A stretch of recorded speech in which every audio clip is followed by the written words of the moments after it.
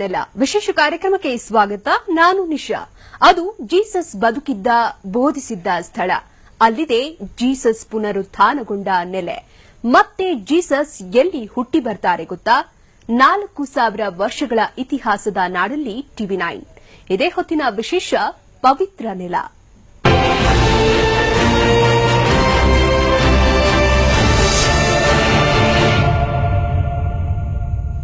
Jesus ಬದುಕಿದ್ದು ಎಲ್ಲಿ? ಶಿಲುಬೆಗೆ ಏರಿದ್ದು ಎಲ್ಲಿ? ಜೀಸಸ್ ಮತ್ತೆ ಹುಟ್ಟಿ ಬರ್ತಾರೆ ಅನ್ನೋದಾದ್ರೆ ಆ ಸ್ಥಳ ಎಲ್ಲಿದೆ? ಈ ಎಲ್ಲ ಪ್ರಶ್ನೆಗಳಿಗೆ ಉತ್ತರ ಬೇಕು ಅಂದ್ರೆ ಇಸ್ರೇಲ್ನ ನೆಲಕ್ಕೆ ಕಾಲಿಡಬೇಕು. ಸುಮಾರು 4000 ವರ್ಷಗಳ ಇತಿಹಾಸವಿರೋ ಇಸ್ರೇಲ್ಗೆ TV9 ಇತ್ತೀಚೆಗೆ ಭೇಟಿ ನೀಡಿತ್ತು. ಅಲ್ಲಿಂದ ತಂದ ಜೀಸಸ್ ಬದುಕಿನ ಕುರಿತಾದ ಒಂದು ವರದಿ ಇಲ್ಲಿದೆ.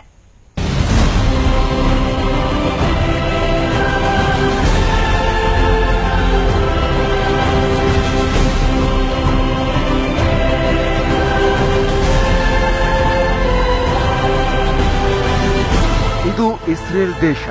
ಪ್ರತಿಯೊಂದು ದೇಶಕ್ಕೂ ಒಂದು ಇತಿಹಾಸ ಇರುವಂತೆ ಇಸ್ರೇಲ್ಗೂ ಅದರದ್ದೇ ಆದ ಭವ್ಯ ಇತಿಹಾಸವಿದೆ, ಪವಿತ್ರ ಇತಿಹಾಸವಿದೆ. ಯಾಕೆ ಅಂದ್ರೆ ಇಸ್ರೇಲನ್ನ ಜೀಸಸ್ ನಾಡು ಅಂತ ಕರೀತಾರೆ.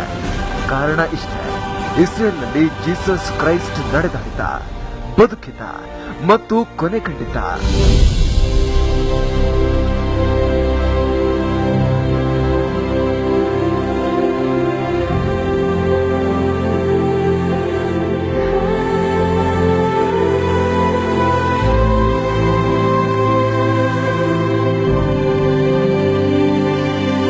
ಇಸ್ರೇಲಿನ ಜನ ಸ್ವರ್ಗಕ್ಕೆ ಹತ್ತಿರವಾದ ನಾಡು ಅಂತಾನೆ ನಂಬಿದ್ದಾರೆ. ಆ ನಂಬಿಕೆಯ ಪ್ರಕಾರ ಇಸ್ರೇಲ್ಗೆ 4000 ವರ್ಷಗಳ ಪವಿತ್ರ ಇತಿಹಾಸವಿದೆ. ಇಲ್ಲಿ ಪ್ರಮುಖವಾಗಿ 3 ಪ್ರಮುಖ ಧರ್ಮೀಯರು ವಾಸ ಮಾಡುತ್ತಿದ್ದಾರೆ: ಜೂಗಳು, ಕ್ರಿಶ್ಚಿಯನ್ಸ್ ಹಾಗೂ ಮುಸಲ್ಮಾನರು. ಅದರಲ್ಲಿ ಜೂಗಳು ದೊಡ್ಡ ಪ್ರಮಾಣದಲ್ಲಿದ್ದಾರೆ. ಜನಸಂಖ್ಯೆ ಸುಮಾರು 82 ಲಕ್ಷ ಇರಬಹುದು ಅಷ್ಟೇ.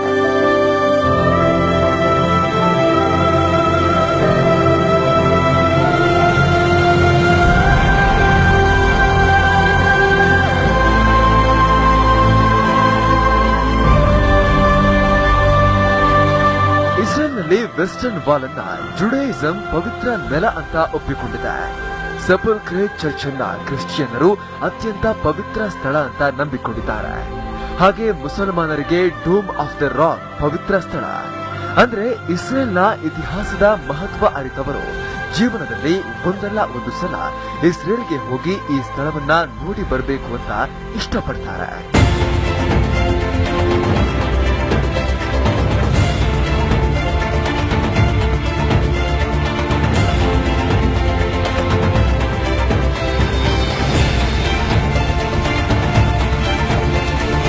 ನೀವು ನೋಡ್ತಾ ಇರುವ ಈ ಸ್ಥಳವೇ ವೆಸ್ಟರ್ನ್ ವಾಲ್.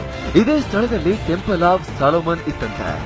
ನಂತರ ಇದೇ ಸ್ಥಳಕ್ಕೆ ಜೀಸಸ್ ಕ್ರೈಸ್ಟ್ ಭೇಟಿ ನೀಡಿದರಂತೆ. ಇದರ ಪಕ್ಕದಲ್ಲೇ ಕಾಣುವ ಇನ್ನೊಂದು ಸ್ಥಳ the dome of the rock. ಇಲ್ಲಿಂದಲೇ ಪ್ರವಾದಿ ಮಹಮ್ಮದರನ್ನ ಸ್ವರ್ಗಕ್ಕೆ ಕಳಿಸಲಾಯಿತು ಅನ್ನುವ ನಂಬಿಕೆ ಇದೆ. ಅಂದ್ರೆ 3 ಧರ್ಮೀಯರಿಗೆ ಜೆರುಸಲೇಮ್ ಕ್ರಾಸ್ ರೋಡ್ ಇದ್ದ ಹಾಗೆ. ಹಾಗಾಗಿ ಇಲ್ಲಿಗೆ ಬಂದು ಭಕ್ತಿಯಿಂದ ಆರಾಧಿಸುತ್ತಾರೆ. ತಮ್ಮ ಕಷ್ಟಗಳಿಗೆ, ನೋವಿಗೆ ಪರಿಹಾರ ಕೊಡುವಂತೆ ದೇವರಲ್ಲಿ ಪ್ರಾರ್ಥಿಸುತ್ತಾರೆ. ಹಾಗಾಗಿ ಈ ಸ್ಥಳ ಅತ್ಯಂತ ಪವಿತ್ರ ಎನಿಸಿದೆ.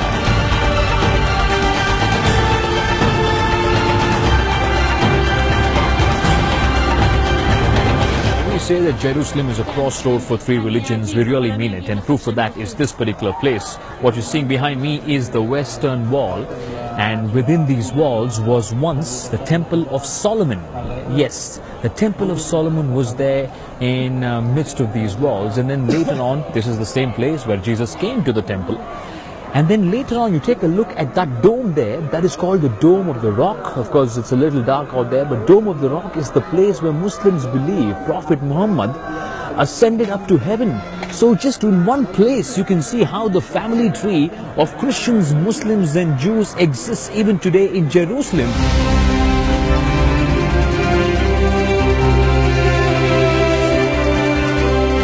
ಇಸ್ರೇಲ್ನ ಜನ ತಾವು ನಂಬಿರುವ ದೇವರಿಗೋಸ್ಕರ, ಧರ್ಮಕ್ಕೋಸ್ಕರ ಇಲ್ಲಿಗೆ ಒಗ್ಗಟ್ಟಾಗಿ ಬರ್ತಾರೆ. ಹಾಗೆ ಬರುವವರು ನೋಡಲೇಬೇಕಾದ ಇನ್ನೆರಡು ಸ್ಥಳಗಳು ಅಂದ್ರೆ ಜೋರ್ಡಾನ್ ನದಿ ಮತ್ತು ಜೆರುಸಲೇಮ್. ನೀವು ನೋಡ್ತಾ ಇರುವ ಈಕೆಯ ಹೆಸರು ಸೆಗಲ್. ಇಸ್ರೇಲ್ನಲ್ಲೇ ಬೆಳೆದವಳು. ಆಕೆ ಜುಡಾಯಿಸಂ, ಕ್ರಿಶ್ಚಿಯನ್ ಮತ್ತು ಇಸ್ಲಾಂ ಬಗ್ಗೆ ಚಿಕ್ಕಂದಿನಿಂದಲೇ ಓದಿಕೊಂಡು ಬೆಳೆದವಳು. ಇಸ್ರೇಲ್ ಸರ್ಕಾರ ಸೆಗಲ್ನನ್ನ ಹಲವಾರು ವರ್ಷಗಳಿಂದ ಅಧಿಕೃತ ಗೈಡ್ ಆಗಿ ನೇಮಿಸಿದೆ. The city, his own city, which was named Shalem before, that was at 999 BCE, which means 3,000 years ago. TV9 ಪ್ರತಿನಿಧಿ ವಿವೇಕ್ ಪವಿತ್ರ ಜೆರುಸಲೇಂ ನೆಲದಲ್ಲಿ ನಿಂತು ಅಲ್ಲಿನ ಅಧಿಕೃತ ಗೈಡ್ ಸೆಗಲ್ ಜೊತೆ ಮಾತನಾಡಿದ್ದಾರೆ. ಸುಮಾರು 25 ವರ್ಷಗಳಿಂದ ಜೆರುಸಲೇಂನ ಇತಿಹಾಸವನ್ನ ಜನರಿಗೆ ತಿಳಿಸುತ್ತಾ ಬರುತ್ತಿರುವ ಸೆಗಲ್ನ ಎದೆಯ ತುಂಬ ಇಸ್ರೇಲ್ ಇತಿಹಾಸವೇ ತುಂಬಿ ಹೋಗಿದೆ. Tour guide, she's been doing this for how many years again? 25. Wow. 25 years of experience of exploring the old city of Jerusalem. I don't know, even 1 week is not enough to explore, so much to explore in the city. But today, what are the places we're going to see? We're going to visit in the Church of the Holy Sepulchre, which is including 3 sites. Actually, one of them is the Golgotha Hill, where Jesus was crucified, and not only Jesus, that was the place of the crucifixion by the Romans. Beside that, we're going to see the tomb of Jesus, where he was buried and where he resurrected from there. We're going to go to Mount of Zion. This is where we will see King David's tomb and the Cenaculum, which is the Last Supper room.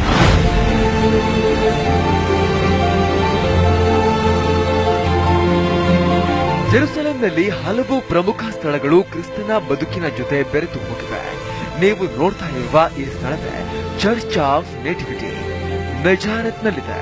ಬೆತ್ಲೆಹೆಮ್ನಲ್ಲಿ Jesus ಹುಟ್ಟಿದ್ದು ಅನ್ನುವ ನಂಬಿಕೆ ಕ್ರಿಶ್ಚಿಯನ್ರಲ್ಲಿ ಇದೆ ಅಲ್ವಾ? ಅದೇ ಸ್ಥಳ ಇದು.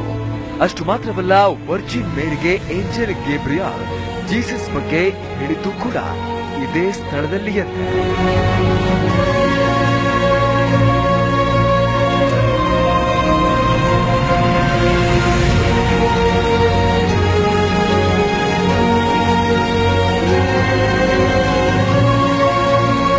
ನಿಮಗೆ ಪವಿತ್ರ ನದಿ ಜೋರ್ಡಾನ್ ಬಗ್ಗೆ ಹೇಳಲೇಬೇಕು.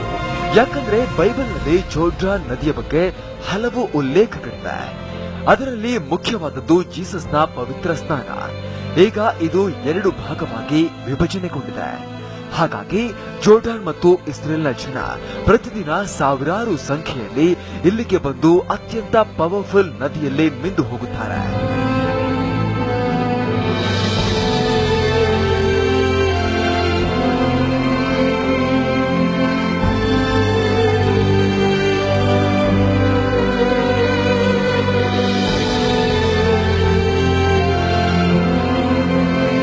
What makes River Jordan so special for Christians on Christmas? Because this is the same river Jesus of Nazareth was baptized by John the Baptist. You can take a look at these waters. 2,000 years ago, when you go back in time, Jesus Christ was dipped in the same river and was baptized by John the Baptist. And this is what makes this river so special, so powerful, so energized. Jesus of Nazareth says in the Bible that when he was baptized, he saw the Holy Spirit coming onto him, and he saw that in the form of a dove. What makes this river even more special? People who believe in the Old Testament also know that Joshua from the land of Egypt crossed with his people on the same river and went to the land of Israel. So people of all the faiths who believe in Old Testament, of course, come here and visit this place because it's very, very special for them.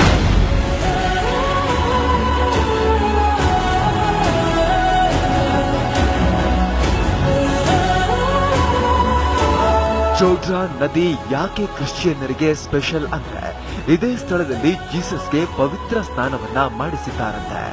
ಹಾಗಾಗಿ ಈ ನೀರಿಗೆ ವಿಶೇಷ ಶಕ್ತಿ ಇದೆ ಅಂತ ಜನ ನಂಬಿದ್ದಾರೆ. ಮನೆಗೂ ತೆಗೆದುಕೊಂಡು ಹೋಗುತ್ತಾರೆ.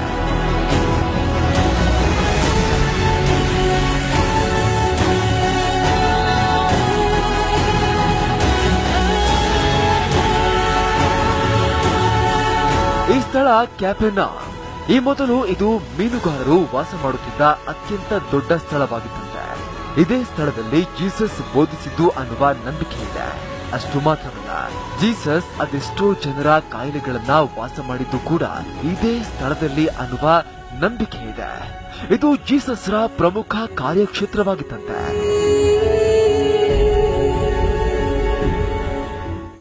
ಪವಿತ್ರ ನೆಲ ವಿಶೇಷ ಕಾರ್ಯಕ್ರಮ ಮುಂದುವರಿಯುತ್ತೆ ಸ್ಮಾಲ್ ಬ್ರೇಕ್ನ ನಂತರ.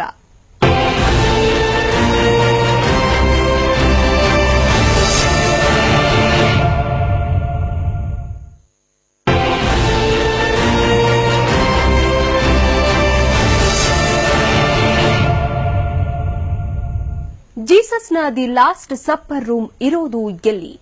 ಶಿಲುಬೆಗೆ ಏರಿದ ಮತ್ತೆ ಎದ್ದು ಬಂದ ಸ್ಥಳ ಇಸ್ರೇಲ್ನಲ್ಲಿ ಎಲ್ಲಿದೆ? ಬನ್ನಿ ನೋಡೋಣ.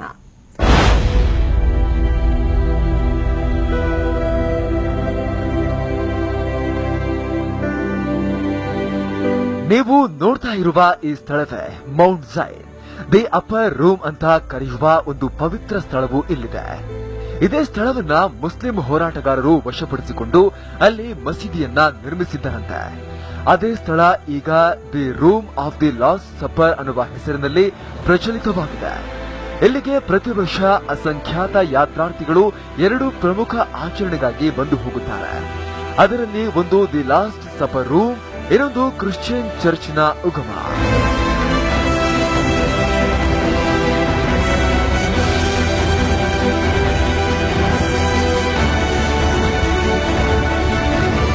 ನೀವು ನೋಡ್ತಾ ಇರುವ ಈ ದೃಶ್ಯವೇ ಲಾಸ್ಟ್ ಸಪ್ಪರ್ ರೂಮ್. ಇಲ್ಲಿ ಪ್ರತಿ ಕಂಬದಲ್ಲೂ ಮಹತ್ವವಾದ ಕೆತ್ತನೆ ಇದೆ. ಇದೇ ಸ್ಥಳದಲ್ಲಿ ಯೇಸು ತನ್ನ ಕೊನೆಯ ದಿನಗಳನ್ನ ಕಳೆದಿದ್ದಾರಂತೆ. One of the reasons why this room is considered to be the room of the Last Supper is because of this architecture you can see in this pillar. It's supposed to be of the time of Jesus Christ, and you can see the pelican where the mother pelican is situated in the middle. Next to it is the children pelican or the other pelicans, which is eating off the mother pelican, signifying and relating to what Jesus Christ did in those times, that is giving away his life and his blood for the sins of the people. And that is why it is believed even to this day that this is the room of the Last Supper. Once again, take a look at this, people. This is the place. For the last time Jesus spent his time with his disciples. It was the time when Judas betrayed him. He kissed Judas and said and told his disciples that one among you would betray me. And that is what happened. And this place, even to this day, is present in the old city of Jerusalem. Jesus ರನ್ನ ಶಿಲುಬೆಗೆ ಏರಿಸಿದ್ದು ನಿಮಗೆಲ್ಲ ಗೊತ್ತೇ ಇದೆ. Jesus ರನ್ನ ಶಿಲುಬೆಗೆ ಏರಿಸುವ ಸ್ಥಳಕ್ಕೆ ಶಿಲುಬೆಯನ್ನ ತೆಗೆದುಕೊಂಡು ಹೋದ ದಾರಿ ಇವತ್ತಿಗೂ ಇಲ್ಲಿದೆ. ಇದನ್ನ ವಿಯಾ ಡೊಲರಾಸ ಅಂತ ಕರೀತಾರೆ. ಅದರ ಅರ್ಥ ದುಃಖದ ಹಾದಿ ಅಂತ.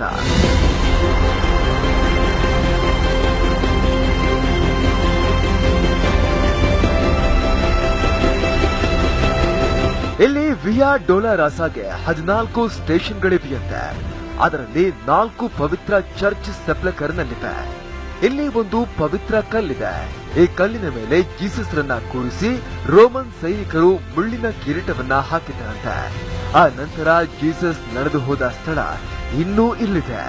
ಅಂದ್ರೆ ಈ ಸಿಟಿಯಲ್ಲಿ ಎಲ್ಲವೂ ಜೀಸಸ್ಮಯ. ಎಲ್ಲಿ ನೋಡಿದ್ರೂ ಜೀಸಸ್ ಓಡಾಡಿದ ಸ್ಥಳಗಳೇ.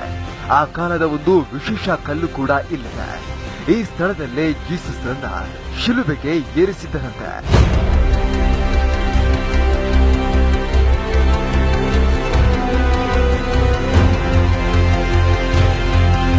ಇದೇ ಸ್ಥಳ ನೋಡಿ ಯೇಸುವನ್ನ ಶಿಲುಬೆಗೆ ಏರಿಸಿತು.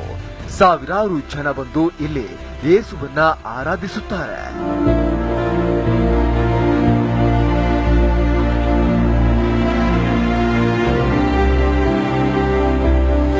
It is one of the most saddest events in the Holy Bible, the event where Christ is crucified. And right now I'm standing at this same spot. At this spot, this is the spot where you can see people standing in a line, bending and bowing down. That was the exact site Jesus Christ was crucified. And every year millions of Christians come here just to touch that spot, just to be there, just to feel the magnetic vibration. ಶಿಲುಬೆಗೆ ಏರಿಸಿದ್ದ ಯೇಸುವನ್ನ ಕೆಳಗಿಳಿಸಿ ಜೂಯಿಸರ ವಿಧಿವಿಧಾನದ ಪ್ರಕಾರ ಕೊನೆ ಸಂಸ್ಕಾರಕ್ಕೆ ಸಿದ್ಧ ಮಾಡಲಾಯಿತಂತೆ. ಇದೇ ಕಲ್ಲಿನ ಮೇಲೆ Jesus ರನ್ನ ಮಲಗಿಸಲಾಗಿತ್ತಂತೆ. ಹಾಗಾಗಿ ಈ ಕಲ್ಲು ಅತ್ಯಂತ ಪವಿತ್ರ ಕಲ್ಲೆನಿಸಿದ್ದು ಪ್ರವಾಸಿಗರು ಈ ಕಲ್ಲನ್ನ ಭಕ್ತಿಯಿಂದ ಮುಟ್ಟುತ್ತಾರೆ, ಆರಾಧಿಸುತ್ತಾರೆ.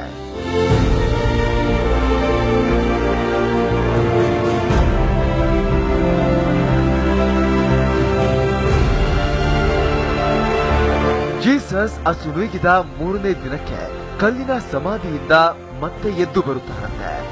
ಇದೇ ನೋಡಿ ಆ ಸ್ಥಳ. ಈ ಸ್ಥಳ ಅತ್ಯಂತ ಪಾಪ್ಯುಲರ್. ನೋಡಿದವರ ಮೈ ಭಕ್ತಿಯಿಂದ ಪುಳಕಿತವಾಗುತ್ತಂತೆ. ಪ್ರತಿದಿನ ವರ್ಷ ಲಕ್ಷಾಂತರ ಭಕ್ತರು ಇಲ್ಲಿಗೆ ಬಂದು ಪ್ರಭು ಯೇಸುವಿನ ದರ್ಶನ ಮಾಡಿ ಹೋಗುತ್ತಾರೆ.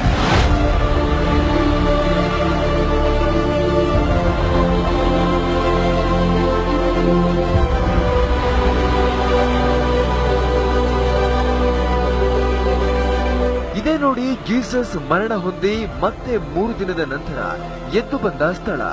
ಇಲ್ಲಿ ಸಾವಿರಾರು ಜನ ಜಗತ್ತಿನ ಮೂಲ ಮೂಲಗಳಿಂದ ಬಂದು ದರ್ಶನವನ್ನ ಪಡೆಯುತ್ತಾರೆ.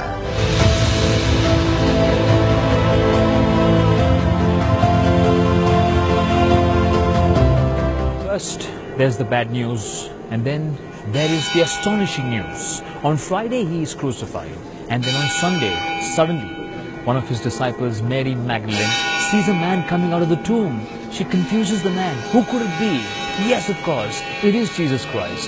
This is the exact spot where Jesus Christ was, of course, buried, and then he resurrected. He came out alive on the 3rd day. And this is also one of the most important places for Christians. And every single year you can see the kind of queue. People go inside this particular structure and see the tomb. This is the tomb of Jesus Christ. Jesus of Nazareth on the 3rd day comes back to life after he was crucified. And that probably is the most important event in the whole of Christianity. The pillar of Christianity is the resurrection of Jesus of Nazareth. Jesus ಮತ್ತೆ ಹುಟ್ಟಿ ಬರ್ತಾರೆ ಅನ್ನುವ ನಂಬಿಕೆ ಕ್ರಿಶ್ಚಿಯನ್ನರದ್ದು. ಹಾಗೆ ಯೇಸು ಈ ಸಲ ಹುಟ್ಟಿ ಬರೋದು ಮೌಂಟ್ ಆಲಿವ್ಸ್ ಬೆಟ್ಟಗಳ ಮೇಲೆ ಅಂತಾನೆ ಜಗತ್ತಿನ ಎಲ್ಲಾ ಕ್ರಿಸ್ತರು ನಂಬಿದ್ದಾರೆ.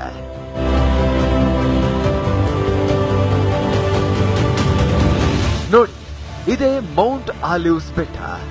ಇಲ್ಲಿಂದಲೇ ಪ್ರಭು ಯೇಸು ಮತ್ತೆ ಹುಟ್ಟಿ ಬರ್ತಾರೆ ಅನ್ನುವ ನಂಬಿಕೆ ಕ್ರಿಸ್ತರದ್ದು. ಆದ್ರೆ ಈ ಸಲ ಜೀಸಸ್ ಒಬ್ಬ ಸಾಮಾನ್ಯ ಮನುಷ್ಯನಾಗಿ ಬರೋದಿಲ್ಲವಂತೆ, ಒಬ್ಬ ರಾಜನಾಗಿ ಬರುತ್ತಾರಂತೆ. ಈ ಮೌಂಟ್ ಆಲಿವ್ಸ್ ಬೆಟ್ಟದ ಮೇಲೆ ಅವರು ತಮ್ಮ ಮೊದಲ ಹೆಜ್ಜೆಯನ್ನ ಇರಿಸಲಿದ್ದಾರೆ ಅನ್ನುವ ನಂಬಿಕೆ ಕೂಡ ಜನರಲ್ಲಿದೆ. ಆಗ ಈ ಮೌಂಟನ್ 2 ಭಾಗವಾಗಿ ಹೋಗಲಿದೆಯಂತೆ.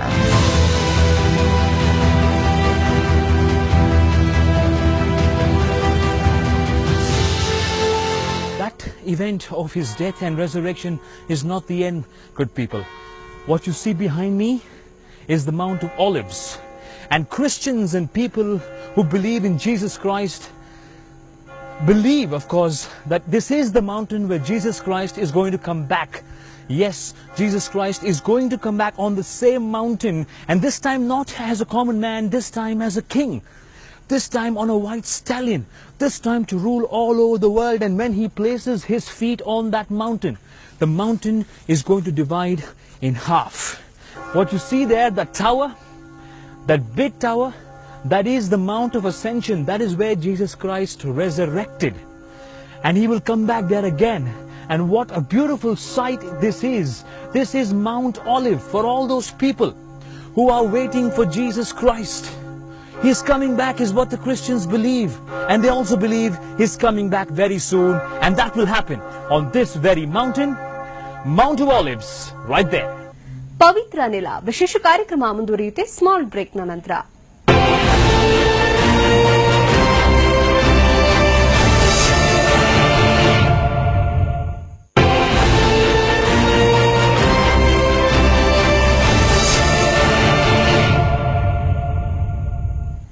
ಇಡೀ ಇಸ್ರೇಲ್ನಲ್ಲಿ ಎಲ್ಲಿ ನಿಂತರೂ ಜೀಸಸ್ ಬದುಕಿಗೆ ಸಂಬಂಧಪಟ್ಟ ಸ್ಥಳಗಳೇ ಸಿಗುತ್ತವೆ. ಯಾವುದು ಆ ಸ್ಥಳಗಳು? ಬನ್ನಿ ನೋಡೋಣ.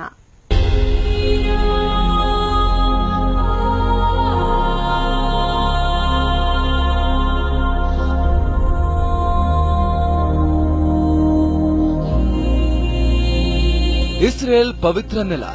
ಆ ನೆಲಕ್ಕೆ 4000 ವರ್ಷಗಳ ಇತಿಹಾಸ ಇದೆ ಅಂತಾನೆ ಅಲ್ಲಿನ ಜನ ನಂಬಿದ್ದಾರೆ. ಇನ್ನೊಂದು ವಿಶೇಷ ಏನು ಅಂದ್ರೆ ಇಸ್ರೇಲ್ ತುಂಬಾ ಯೇಸುವಿನ ಬದುಕಿಗೆ ಸಂಬಂಧಿಸಿದ ಸ್ಥಳಗಳೇ ತುಂಬಿ ಹೋಗಿವೆ. ಅದರಲ್ಲಿ ಟಾಂಬ್ ಆಫ್ ಡೇವಿಡ್ ಕೂಡ ಒಂದು. ಇದು ಜೂಯಿಸರಿಗೆ ಅತ್ಯಂತ ಮಹತ್ವವಾದ ಸ್ಥಳ.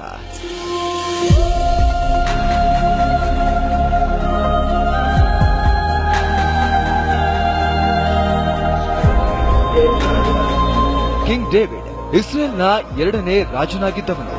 ನ್ಯೂ ಟೆಸ್ಟಾಮೆಂಟ್ ಪ್ರಕಾರ ಡೇವಿಡ್ ಜೀಸಸ್ರ ಪೂರ್ವಿಕನಾಗಿದ್ದನಂತೆ. ಈ ಸ್ಥಳದಲ್ಲಿ ವಿಶೇಷವಾದ ಹಾಡುಗಳು, ಪ್ರಾರ್ಥನೆ ಮತ್ತು ಆಚರಣೆಗಳನ್ನ ನಡೆಸಲಾಗುತ್ತೆ.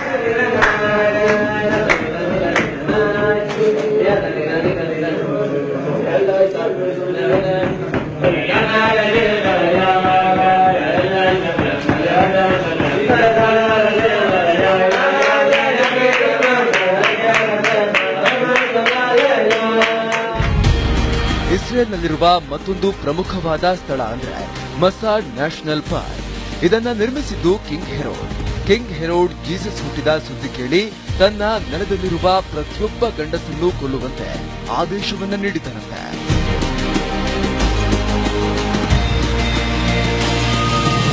ಮಸಾಡ್ ಕೋಟೆ ನಿರ್ಮಾಣವಾಗಿದ್ದು ಕ್ರಿಸ್ತಪೂರ್ವ 30ರಲ್ಲಿ. ಇದನ್ನ ನಿರ್ಮಿಸಿದ್ದು ಕಿಂಗ್ ಹೆರೋಡ್. ಈತನ ಕಾಲದಲ್ಲೇ ಇಸ್ರೇಲ್ನಲ್ಲಿ ಅದ್ಭುತ ಕಟ್ಟಡಗಳು ನಿರ್ಮಾಣವಾಗಿದ್ದವಂತೆ. ಕ್ರಿಸ್ತಪೂರ್ವ 68ರಲ್ಲಿ ರೋಮನ್ನರ ವಿರುದ್ಧ ದೊಡ್ಡ ದಂಗೆ ಎದ್ದಾಗ ಈ ಸ್ಥಳ ಜೂಗಳ ವಶದಲ್ಲಿತ್ತಂತೆ. ಇದು ಮತ್ತೆ ಕ್ರಿಸ್ತಪೂರ್ವ 72ರಲ್ಲಿ ರೋಮನ್ನರ ವಶಕ್ಕೆ ಬಂತು. ಇದರಿಂದ ನೊಂದುಕೊಂಡ ಜೂಗಳು ರೋಮನ್ನರ ವಶವಾಗದೆ ಸುಮಾರು ಕ್ರಿಸ್ತಪೂರ್ವ 73ರಲ್ಲಿ 960 ಜೂಗಳು ಆತ್ಮಹತ್ಯೆ ಮಾಡಿಕೊಂಡಿದ್ದರಂತೆ. ಇವತ್ತಿಗೂ ಮಸಾಡ್ ಕೋಟೆಯನ್ನ ಅತ್ಯಂತ ಸುರಕ್ಷಿತವಾಗಿ ಕಾಪಾಡಲಾಗಿದೆ. ಕೆಲವು ಕಡೆ ಮರು ನಿರ್ಮಾಣ ಕೂಡ ಮಾಡಲಾಗಿದೆ. ಅದಕ್ಕೆ ಕಾರಣ ಅಲ್ಲಿನ ಜನರಿಗೆ ಮಡಿದ ಜೂಗಳ ಮೇಲಿರುವ ಗೌರವ.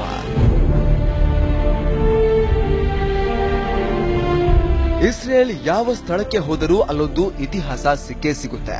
ಸಮುದ್ರ ಮಟ್ಟದಿಂದ ಸುಮಾರು 450 ಮೀಟರ್ ಎತ್ತರದಲ್ಲಿರುವ ಮಸಾಡಾ ನ್ಯಾಷನಲ್ ಪಾರ್ಕ್ ಅಲ್ಲಿನ ಜನತೆಗೆ ಅತ್ಯಂತ ಇಂಪಾರ್ಟೆಂಟ್. ಮೊದಲೇ ಹೇಳಿದ ಹಾಗೆ ಇದನ್ನ ನಿರ್ಮಿಸಿದ್ದು ಕಿಂಗ್ ಹೆರೋಡ್. ಆ ಕಾಲದಲ್ಲೇ ಹೆರೋಡ್ ಅತ್ಯಂತ ವೈಭವೋಪೇತ ಜೀವನವನ್ನ ನಡೆಸ್ತಾ ಇದ್ದಂತೆ. ಯಾಕಂದ್ರೆ hotel, store room, swimming pool ಎಲ್ಲ ಅವನ ಕೋಟೆಯಲ್ಲಿತ್ತಂತೆ. ಆದರೆ ರೋಮನ್ನರು ಅಂಥ ಕೋಟೆಯನ್ನೇ ನುಸುಳಿ ಹೋಗಿದ್ದರು. 1970ರ ನಂತರ ಈ ಸ್ಥಳ ಜಗತ್ತಿನ ಪ್ರವಾಸಿಗರನ್ನ ಸೂಜಿಗಲ್ಲಿನಂತೆ ಸೆಳಿತಾ ಇದೆ. This is the place, if you can see, where King Herod built a particular fort to escape the enemies. And you know, as a king, when somebody builds a fort, they want to have all the amenities. So this was about 450 meters above sea level. And when you see this entire place, it had everything to do with fun. I mean, it was like a resort. He had storerooms, he had swimming pools, he had all the facilities a king should have, even when he's trying to hide from the enemies. And you can see on the other side is, of course, the Dead Sea. So all the amenities a king should have, he had here. ಪವಿತ್ರ ನೆಲ Israel ಎಷ್ಟೇ ಆಧುನಿಕವಾದರೂ ಅಲ್ಲಿನ ನೆಲದಲ್ಲಿ ಜನರ ಮನಸ್ಸಲ್ಲಿ Jesus ಇನ್ನೂ ಕೂಡ ಗಟ್ಟಿಯಾಗಿ ನೆಲೆಯೂರಿದ್ದಾರೆ. ಎಲ್ಲೇ ಹೋದರೂ ಜೀಸಸ್ಗೆ ಸಂಬಂಧಪಟ್ಟ ಒಂದು ಸ್ಥಳ ಇಸ್ರೇಲ್ನಲ್ಲಿ ಸಿಕ್ಕೇ ಸಿಗುತ್ತೆ. ಹಾಗಾಗಿ ಜಗತ್ತಿನ ಮೂಲೆ ಮೂಲೆಗಳಿಂದ ಕ್ರಿಸ್ತನನ್ನ ಆರಾಧಿಸುವವರು ಇಸ್ರೇಲ್ಗೆ ಹೋಗಿ ಬರುತ್ತಾರೆ. ಜೀಸಸ್ ನಡೆದಾಡಿದ ನೆಲದಲ್ಲಿ ನಡೆದಾಡಿ ಬರುತ್ತಾರೆ. ಆತನ ಕೊನೆಯ ದಿನಗಳನ್ನ ನೆನೆದು ಭಾವುಕರಾಗುತ್ತಾರೆ. ಅದರ ನಡುವೆಯೇ ಮತ್ತೆ ಹುಟ್ಟಿ ಬರುತ್ತಾನೆಂಬ ನಂಬಿಕೆಯನ್ನ ಬಲವಾಗಿ ಇರಿಸಿಕೊಂಡಿದ್ದಾರೆ. ಅದಕ್ಕೆ ಇಸ್ರೇಲ್ನ ಪವಿತ್ರ ನೆಲ ಅನ್ನೋದು.